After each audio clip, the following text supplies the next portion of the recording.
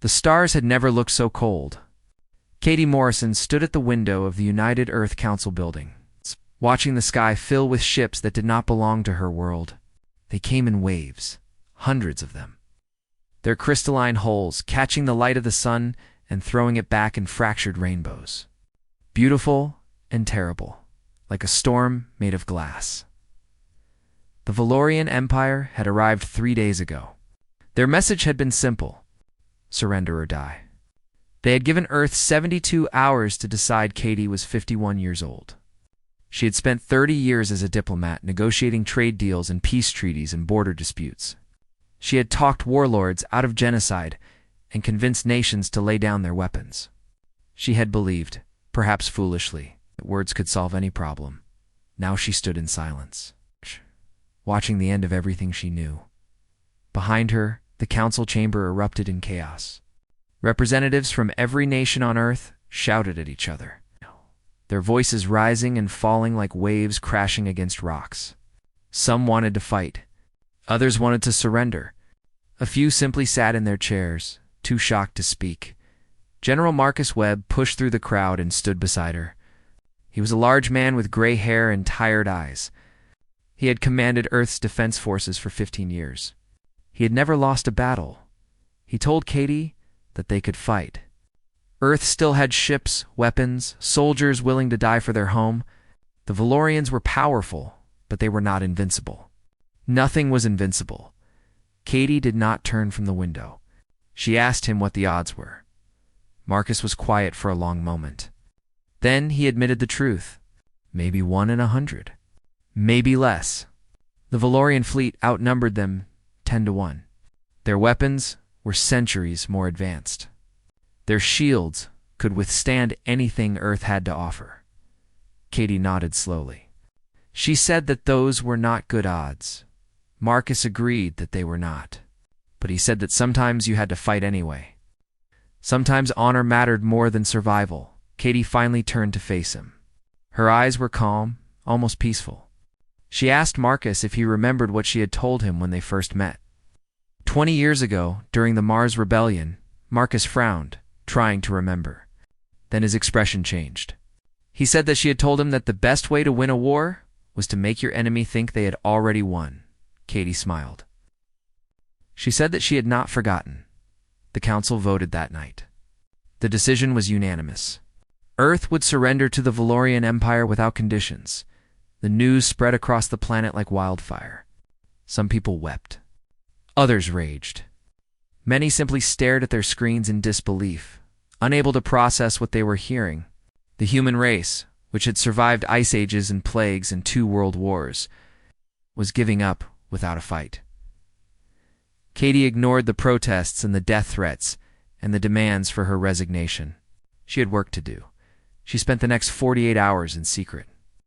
Meetings with people whose names would never appear in any official record. Scientists, engineers, military officers, intelligence agents. Each conversation was brief, and each ended with the same question. Could they do what needed to be done? Every single one of them said yes. On the morning of the surrender, Katie boarded a shuttle bound for the Valorian command ship. She wore a simple gray suit and carried nothing but a datapad containing the terms of Earth's capitulation. She looked like exactly what she was supposed to look like. A defeated diplomat going to sign away her world's freedom. The Valorian ship was massive, larger than any structure Katie had ever seen. Its halls were carved from something that looked like living crystal. Walls pulsing with soft light in colors that had no human names. Guards escorted her through endless corridors, their forearms folded across their chests, their eyes watching her with cold amusement. High Commander Vexton received her in a chamber the size of a cathedral. He sat upon a throne of black crystal, surrounded by advisors and warriors and servants. His skin was the color of deep water, and his eyes glowed with an inner fire that made Katie's skin crawl. He did not rise when she entered. He simply watched her approach, his expression somewhere between boredom and contempt. Katie stopped at the designated distance and bowed her head. She presented the datapad and spoke the words she had been given. On behalf of the people of Earth. She offered unconditional surrender to the Valorian Empire. Vexathon took the datapad and handed it to an advisor without looking at it. He told Katie that her species was wise to recognize the inevitable. Other worlds had resisted. Other worlds had burned.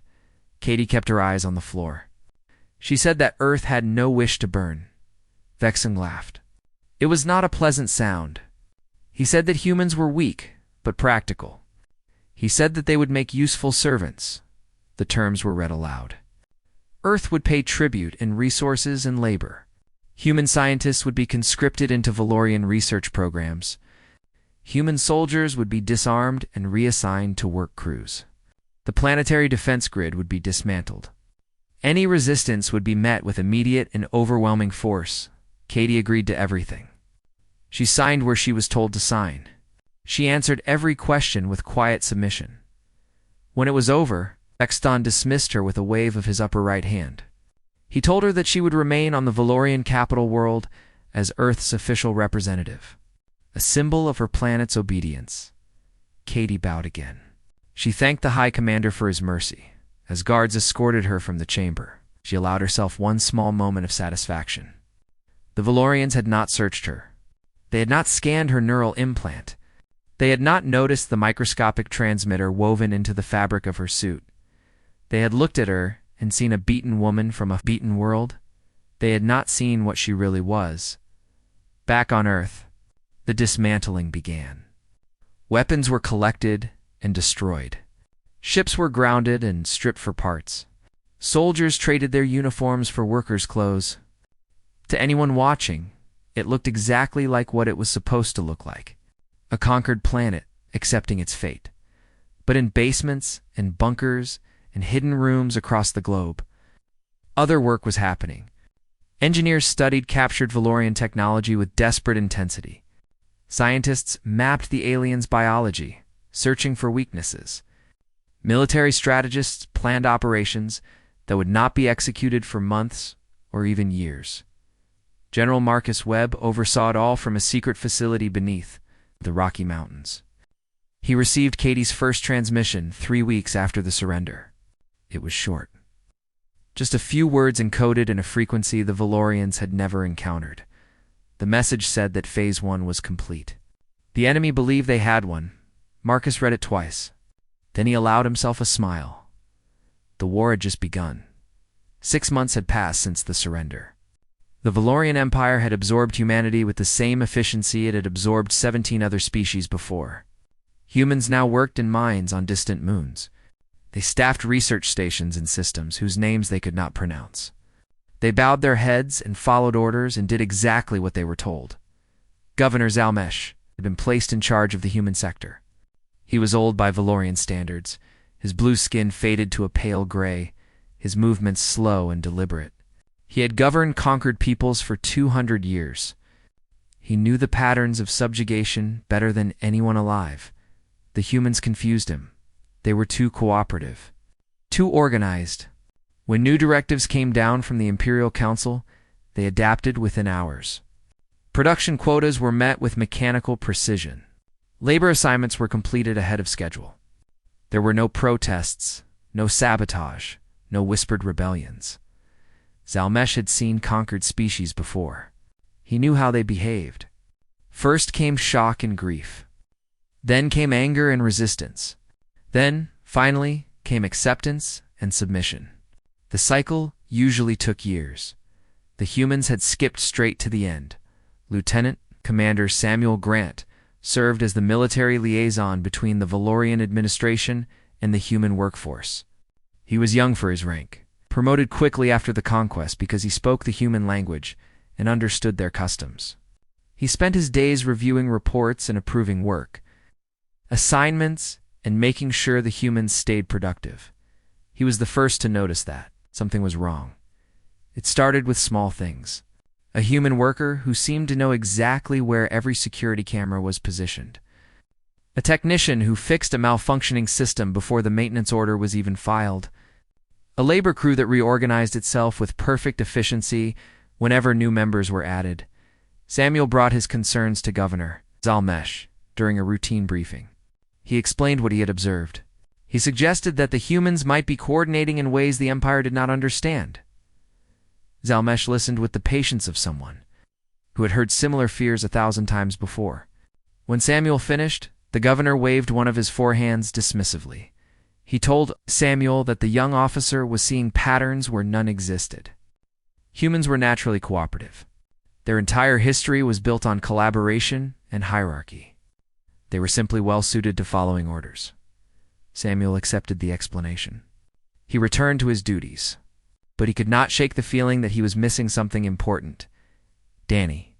Carter was a maintenance technician assigned to the administrative complex in the former city of Chicago. He was 34 years old, quiet and unremarkable, the kind of person that eyes slid past without register. He had worked in the complex for 5 months without causing any trouble. One evening, Samuel found him accessing a restricted terminal in a storage room that should have been empty. The lieutenant commander drew his weapon and demanded to know what Danny was doing. Danny turned slowly, his hands raised in the universal gesture of surrender. He smiled, calm and unbothered, and explained that he had been assigned to update the security protocols. There had been a glitch in the monitoring system. He was simply doing his job. Samuel demanded proof. Danny produced a datapad with his authorization codes. The orders were signed by the regional administrator. The timestamps were correct. The security clearances were valid. Samuel checked everything 3 times. He ran the codes through the verification system. He cross-referenced the authorization with the master. Database, everything was in order. He lowered his weapon and told Danny to continue his work. Then he left the storage room, his heart pounding for reasons he could not explain. What Samuel did not know was that the authorization codes were real. The regional administrator had signed those orders just as he had signed hundreds of similar orders over the past 6 months. The Valorians had given humans access to their administrative systems because they needed workers who could maintain them. They had not considered what would happen if those workers decided to learn. Across the Empire, similar scenes played out every day. Human scientists in Valorian laboratories memorized weapon specifications and shield frequencies. Human engineers in shipyards studied crystalline hull designs and propulsion systems. Human workers in communication centers mapped the entire Imperial command structure. They shared information through methods the Valorians had never encountered.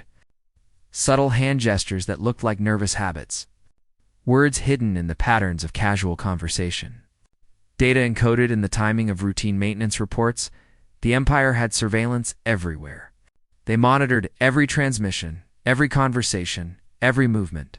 But they were looking for what they expected to find. Whispered conspiracies, secret meetings, hidden weapons. They were not looking for a resistance that hid in plain sight. Back on the Valorian capital world, Katie Morrison continued her role as Earth's ambassador. She attended official functions and diplomatic meetings. She answered questions about human culture and history. She smiled and bowed and played the part of a broken woman representing a broken world in private. She received reports from across the Empire. Each message was encoded in a different way. Some came hidden in trade data. Others arrived as fluctuations in power readings. A few were carried by human workers who had memorized information too, sensitive to transmit. The picture they painted was clear. The Valorians had no idea what was coming. General Marcus Webb coordinated operations from his hidden base on Earth. He had aged 10 years in the 6 months since the surrender. Sleep was a luxury he could not afford. Every decision he made could mean life or death for millions of people. He reviewed the latest intelligence reports with his.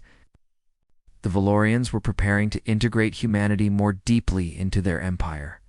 Human workers would be deployed to even more sensitive positions. Human scientists would be given access to even more advanced technology. The Empire thought they were being efficient. They had no idea they were handing humans the keys to their own destruction. One of the officers asked Marcus when they would strike. How much longer did they have to wait? Marcus stared at the holographic map of Valorian space. 47 installations had been identified as critical targets. 200,000 humans were now in position to act. Supply caches had been hidden on 100 different worlds. He said that they would wait until they were ready. They would get one chance. If they moved too soon, the Empire would crush them. If they waited too long, the Empire would discover what they were planning. He said that Katie would give the signal when the time was right. Until then, they would keep watching, keep learning, keep pretending to be the obedient servants that Valorians believed them to be. The officer nodded and returned to her station. Marcus turned back to the map. Somewhere out there, among the stars, his people were waiting, playing their parts, preparing for a war that had already begun. He wondered if the Valorians had any idea how dangerous a patient enemy could be. The Valorian capital world had no name that human tongues could pronounce. The locals called it something that sounded like wind passing through crystal caves. Katie Morrison had lived there for 8 months now. She still could not say it properly. Her quarters were comfortable by imperial standards. 3 rooms carved from living stone with windows that looked out over a city of impossible spires. The Valorians provided her with food and clothing and access to cultural materials. They treated her well, as long as she remembered her place. She spent most of her days in isolation. Occasionally, she was summoned to diplomatic functions, where she stood quietly in corners and answered questions about Earth. The Valorians found humans fascinating in the way children found insects fascinating, curious enough to study, but not enough to respect. Katie used every moment to learn. She learned the imperial power structure, mapping the relationships between commanders and governors and council members. She learned the Valorian language, not just the words, but the subtle gestures and color changes that carried hidden meanings. She learned their history, their religion, their deepest fears. She learned that the Valorian Empire had never been defeated. Hi. Commander Vexthon summoned her on the anniversary of Earth's surrender. The invitation arrived through official channels, delivered by a messenger who waited for her response with barely concealed impatience. Katie accepted immediately. She had been waiting for this moment for months. The journey to the High Commander's chambers took her through the heart of the Imperial Palace. Guards watched her every step. Servants stopped their work to stare at the small human woman walking through halls. Designed for giants, Vexthon received her in a private audience chamber. Smaller than the throne room where she had signed the surrender, but no less impressive. Crystalline walls glowed with soft blue light. The air smelled of something sweet and alien. The High Commander sat in a chair that seemed grown rather than built. His forearms rested on the armrests. His glowing eyes tracked her every movement. He told her to sit. Katie took the chair opposite him. It was too large for her body, designed for a species twice her size. Her feet did not touch the floor. Vexthon began speaking about the tribute schedule. Earth had been meeting its quotas, but the Imperial Council wanted more. Additional resources, additional workers, additional scientists for the research programs. Katie listened and nodded and agreed to everything. She had become very good at agreeing. Then Vexthon changed the subject. He said that he had been studying human history. He found it interesting in a limited way. A species that had spent most of its existence fighting itself, only to surrender without resistance when a true enemy arrived. Katie kept her expression neutral. She said that humans were a practical people. Vexthon made a sound that might have been laughter. He said that practical was one word for it. Weak was another. He leaned forward, his glowing eyes fixed on her face. He told her about the other species the Empire had conquered. The Karvesh, who had fought for 3 years before their homeworld was burned. The militant hegemony, who had thrown everything they had against the Valorian fleet and lost. The crystalline minds, who had tried to negotiate and found themselves enslaved anyway. He asked Katie why she thought Earth would be any different. Katie was quiet for a long moment. Then she asked if the High Commander was familiar with a human concept called rules of engagement. Vexthon's eyes flickered. He was not, Katie explained. She said that humans had developed a complex system of rules for warfare. These rules dictated how wars were fought, what weapons could be used, how prisoners should be treated. They had been refined over centuries of conflict. Vexthon waved dismissively. He said that such rules were the mark of a weak species. The Valorian Empire did not handicap itself with honor. They had only strength. Katie nodded slowly. She said that she understood. She also said that humans had simplified their rules over time. They had learned through bitter experience that complicated rules were easily broken. Now they had only two. Vexthon asked what they were, more from amusement than genuine interest. Katie held up one finger. She said that rule number 1 was simple: never start a war. Humans had learned that the aggressor rarely controlled how a war ended. They had learned that the side that struck first often lost everything. Vexthon snorted. He said that Earth had followed that rule, at least. Humans had not started anything. They had simply recognized Valorian superiority. Katie held up a second finger. She said that rule number 2 was even more important. If someone else started a war with humanity, humans would finish it. The chamber was very quiet. Vexthon studied her face for a long moment. Then he laughed, a deep rumbling sound that echoed off the crystalline walls. He told Katie that her species had already lost. The war was over. Earth had surrendered unconditionally. Katie did not respond. The High Commander stood, towering over her. He said that he appreciated her spirit, miss. Guided as it was, he said that humans would serve the Empire well once they fully accepted their place. He dismissed her with a gesture. Katie rose from her oversized chair and bowed in the Valorian style. She thanked the High Commander for his time and his wisdom. As she walked back through the endless corridors of the palace, she allowed herself a small smile. Vexthon thought the war was over. He thought humanity had accepted defeat. He had looked at Earth's surrender and seen submission. He had not seen what it really was. That night, Katie sent a coded message to Earth. It traveled through a dozen relay stations, disguised as routine administrative traffic.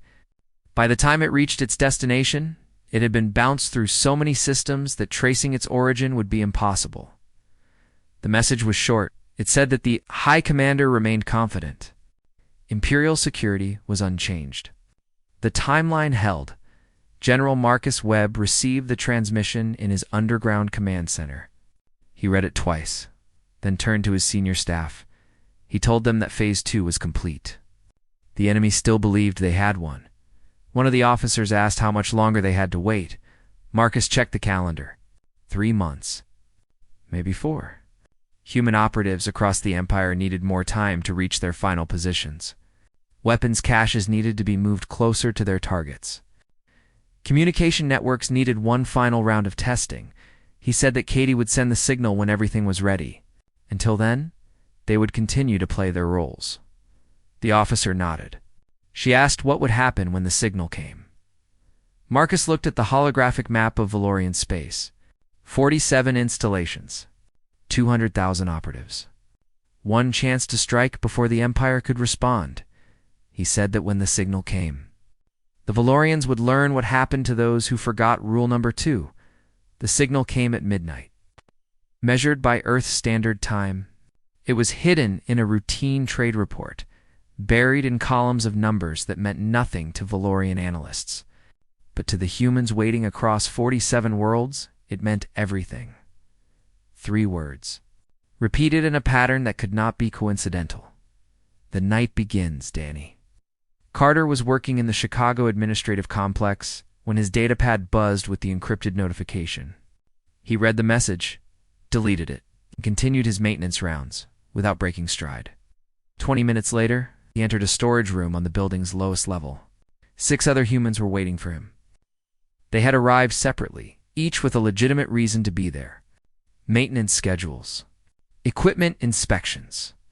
Routine security checks. Danny opened a panel in the wall and removed a case that had been hidden there for 5 months.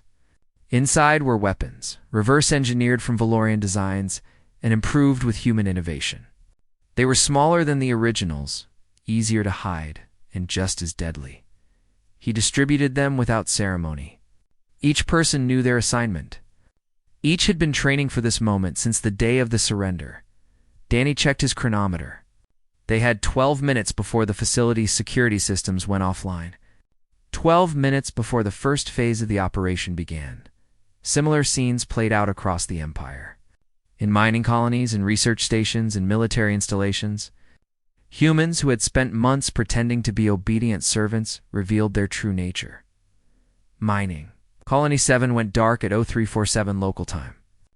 The human workers there had been stockpiling explosives for 6 months.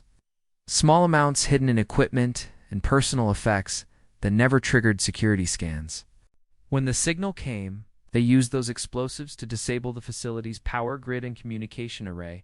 Valorian guards responded immediately, but they were not prepared for what they found. The humans had mapped every patrol route, every response protocol, every weakness in the colony's defenses. They struck from shadows, using weapons the Empire had never encountered and tactics that seemed impossible to counter. By 0400, every Valorian on the colony was unconscious or restrained. Not dead. The humans had been very specific about that. Dead guards created martyrs. Captured guards created leverage. Research Station Keth 4 fell even faster. The human scientists there had been given access to some of the Empire's most advanced technology. The Valorians had thought they were using human intelligence to solve Imperial problems. They had not considered that human intelligence might solve the problem of Valorian rule. Dr. Linda Hayes led the team that seized the station's command center. She was 63 years old, a xenobiologist who had spent her career studying alien life. The Valorians had valued her expertise. They had given her access to research that no human should have seen.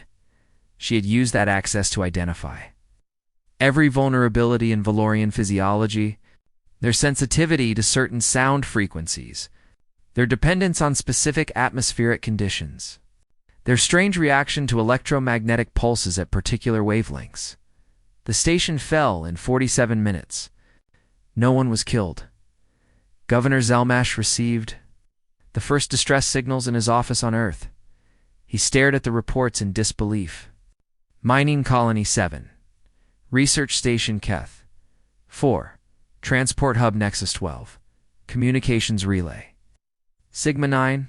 They were all going dark, one after another, like lights being extinguished across the Empire. Lieutenant Commander Samuel Grant burst into the office, his face pale with shock. He said that the humans had been planning this for months. Everything they had done since the surrender has been preparation for this moment. Zalmesh demanded to know how this was possible. The humans had been disarmed. Their military had been disbanded. Their technology had been confiscated. Samuel explained what the intelligence reports were revealing. The humans had never stopped fighting. They had simply changed their tactics. Every worker assigned to an Imperial facility had been a soldier in disguise. Every quota met had been a reconnaissance mission. Every act of obedience had been a cover for the real operation. Happening underneath, the governor tried to contact high command on the capital world. The communication channels were filled with distress calls from across the Empire. Commanders screaming for reinforcements, governors reporting the loss of critical installations, military officers describing enemies that seemed to know their every move before they made it. Zalmesh slammed his fist against his desk, cracking the crystalline surface. He demanded to know where the attacks were originating. Who was coordinating this impossible uprising? Samuel pulled up a holographic map of Valorian space. Red icons marked the facilities that had fallen or were under attack. They formed a pattern that spread across the Empire like a disease. He said that the attacks were coming from everywhere. There was no central command to target, no single leader to eliminate. The humans had created a distributed resistance, network that operated independently while working toward common goals. Every installation where humans had been assigned was now a battleground. On the capital world, Katie Morrison watched the chaos unfold from her quarters. She had received confirmation that the first phase was proceeding according to plan. 47 targets had been hit simultaneously. Imperial communications were overwhelmed. The Valorian military was scrambling to respond to threats on multiple fronts. She opened a hidden compartment in her quarters and retrieved a device she had assembled over the past 6 months. It looked like a standard Valorian communication unit, but its internals had been completely rebuilt. She activated it and spoke 3 words. Phase 2 begins. The message traveled. across the Empire in seconds. Carried on frequencies the Valorians had never thought to monitor. It reached hidden bases on 100 worlds. It activated sleeper cells that had been waiting for months, and it told the human fleet that it was time to move. General Marcus Webb stood on the bridge of the flagship Defiant, watching the stars blur as the ship accelerated toward its destination. The vessel was one of 200 that had been hidden in the outer reaches of Earth's solar system. Built in secret from technology, reverse-engineered from captured. Valorian ships, they were smaller than their Imperial counterparts, faster, more maneuverable. And they carried weapons that the Valorians had never seen. Marcus checked the tactical display. His fleet was moving in perfect formation, approaching the first objective at maximum speed. They would arrive in 6 hours. He turned to his communications officer and ordered a channel. Open to all ships. He said that they had waited a long time for this moment. They had played a role that went against everything they believed. They had bowed their heads and followed orders and pretended to be something they were. Not that time was over. He said that the Empire had made a mistake when they came to Earth. They had seen humanity's surrender and assumed they had one. They had not understood what they were really facing. Humans did not give up. They adapted. They planned. They waited for the right moment to strike. And now that moment had arrived. Marcus looked at the stars streaming past the viewport. Somewhere ahead, the Valorian fleet was scrambling to respond to attacks it had never anticipated. Somewhere ahead, the Empire was about to learn a lesson it would never forget. He said that it was time to remind the galaxy why humanity had survived when so many other species had not. It was time to finish what the Valorians had started. High Commander Vexton had never known fear. He had commanded the greatest fleet in the galaxy for 100 years. He had crushed rebellions and conquered worlds and burned civilizations that dared to resist. He was the living symbol of Valorian supremacy. Now he stood on the bridge of his flagship. Watching that supremacy crumble around him, the human fleet had appeared from nowhere. 200 ships, moving in formations that his tactical officers could not predict. They were smaller than Valorian vessels, faster, more agile. They struck at weak points his commanders did not know existed. His fleet was burning. Vexton roared orders at his crew. He demanded reinforcements from the outer sectors. He ordered his remaining ships into defensive positions. He called for status reports from across the Empire. The reports that came back were nightmares. Mining colonies had fallen. Research stations were in human hands. Communication relays had been destroyed. The carefully constructed network that held the Empire together was being torn apart, piece by piece. His tactical officer reported that 40% of the fleet was disabled or destroyed. Shield frequencies had been compromised. Weapon systems were malfunctioning. The humans seemed to know every weakness in Valorian technology. Vexton demanded to know how this was possible. No one could answer him. The main view screen flickered. The face of a human woman appeared, replacing the tactical display. She was older, with tired eyes and steady hands. She wore a military uniform instead of the diplomatic gray he remembered. Katie Morrison had come to collect what was owed. Vexton recognized her immediately. The broken ambassador who had signed away her world, the submissive diplomat who had bowed her head and agreed to every demand. She did not look broken now. He demanded to know what she wanted. He said that the Empire would negotiate. There could be terms. A settlement. Peace was possible if humanity would just stop this madness. Katie's expression did not change. She said that she had a message for the High Commander. She wanted him to understand what was happening and why. Vex single tones. Katie said that when the Valorians came to Earth, they saw a species that was weak and primitive. They saw a civilization that had never left its home system. They saw easy prey. She said that they had not looked deep enough. Humanity had spent 10,000 years fighting itself. They had developed weapons capable of destroying their own world 100 times over. They had turned warfare into an art form, refining their strategies and tactics through endless generations of conflict. When the Valorians arrived, Humans recognized that direct resistance was pointless. Their technology was centuries behind. Their fleet was outmatched. A conventional war would end in extinction, so they did what humans always did when faced with impossible odds. They adapted. Every surrender, every act of submission, every bowed head had been a lie. The humans had studied their conquerors with the same intensity they had once studied each other. They had learned Valorian technology and improved upon it. They had mapped the Empire's weaknesses and planned how to exploit them. They had waited for the perfect moment to strike. Vexthon interrupted. He said that humans were still outmatched. The Empire had thousands of ships, billions of soldiers, resources that humanity could not imagine. This rebellion would be crushed like all the others. Katie shook her head slowly. She said that the High Commander still did not understand. She said that, across the Empire, the species the Valorians had conquered were watching what was happening.